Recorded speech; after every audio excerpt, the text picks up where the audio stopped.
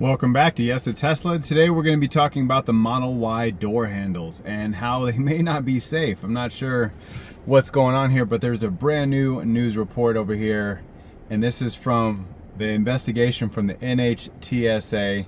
Basically, their U.S. safety regulators have opened an investigation into 174,000 Tesla Model Ys 2021 models over potential failures of the electric door handles.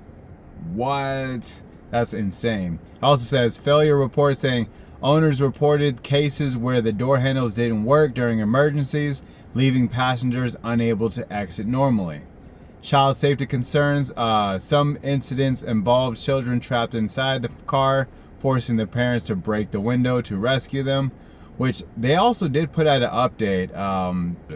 New software update version 2025.32.6. They're rolling that out for the child left alone detection, alerts if the child is left unattended in the car. That might be in response to this right here. I'm not sure exactly what that is. Let me just see where we're at for our software that we have in my Model 3. It is 2025.26.7. So that one is definitely not the one I have. I don't have that. Now, I'm not sure if that's a Model Y thing only. I'd have to check my Model Y when I get home. Yes, there it is right there. So 2025.32.3 is what current version I'm running on my Model Y. Like a little minimal update that comes along with it. I didn't see anything new whenever I checked the actual release notes. It just says frontal airbag system enhancement. And then before that was low power mode. So I haven't got this minor update just yet. So they might be rolling it out over the next month or so. Could you imagine your kid being inside the car, especially like I'm in 100-degree weather currently right now, it's 104, and your child, it can't get out. Like it's literally trapped in the car. And the car might not even be on. The good thing is you can also turn on the air conditioning, so it's not like it's gonna die, but it's pretty scary to have your child locked into anywhere, especially your car. You know, that's insane. So regulators are assessing whether this is an isolated defect or a wider safety design flaw across the Model Y lineup. So they don't really know if it's just these select ones or the entire lineup. And I have a 2023, so I don't have a 2021, so this doesn't affect my current Model Y. But if it's across all the entire lineup, then it could definitely potentially affect me. Let me go ahead and read on a little bit. It says Tesla argues its vehicles are amongst the safest in the world, but critics say reliance on software-based systems without mechanical overrides may introduce risks in emergencies. Hence what we just heard about. This case isn't just about Tesla. It sparks a wider debate on EV safety, electronics replacing mechanical parts, and how regulators should test them. So that's insane. So when I think about something of that nature, I'm like, wow, like this is really where we're at. Like this is definitely the most safest car in the entire world, but yet some kind of small defect like that could make it potentially the most dangerous in the world. And sure, the crash test is amazing and things of that nature, but if we're talking about specs, I press a button, open the door, and it's good. Or I'm sitting there pressing the button over and over and over, and it's not letting me out. Then I go to the emergency door open and try to pull that up, and maybe that doesn't work. And now you're trapped in the car. Now maybe try the other side, maybe try the back door. These are all the factors that you were going to run through, but if none of them work, you're just trapped in the car.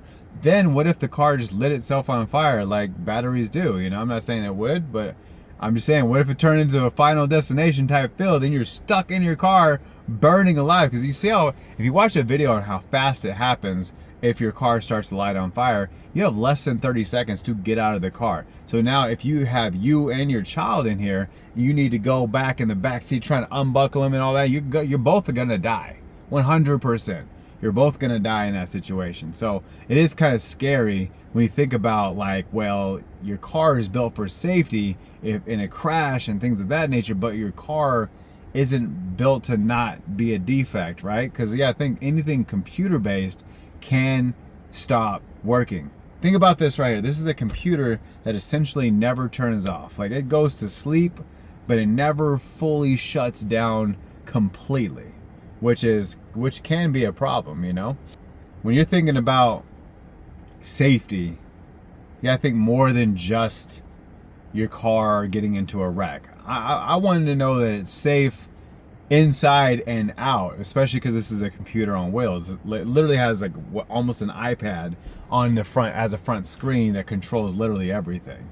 So I want to make sure that I'm safe, that my family's safe, that anyone who rides in my car is safe, no matter where we're going, no matter how far we're driving. There's a lot of people out there that already have done tests, but these are all Tesla fanboys. Like I'm the closest thing you will get that's not just a Tesla fanboy that will try and give you the most accurate depiction of what it's like to own a Tesla without just trying to shill you off to a Tesla. I do still think this is the most beautiful, best car I've ever had and ever will have. Well, not will have. I definitely might own a Ferrari one day, but will have in the next 2 or 3 years. I just feel like this is a great car.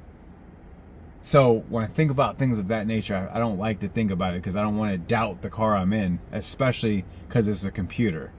Like, I think about, what if Apple made a car, and then you look at a Tesla, that's the closest thing that if Apple made a car, this is close as it gets, okay?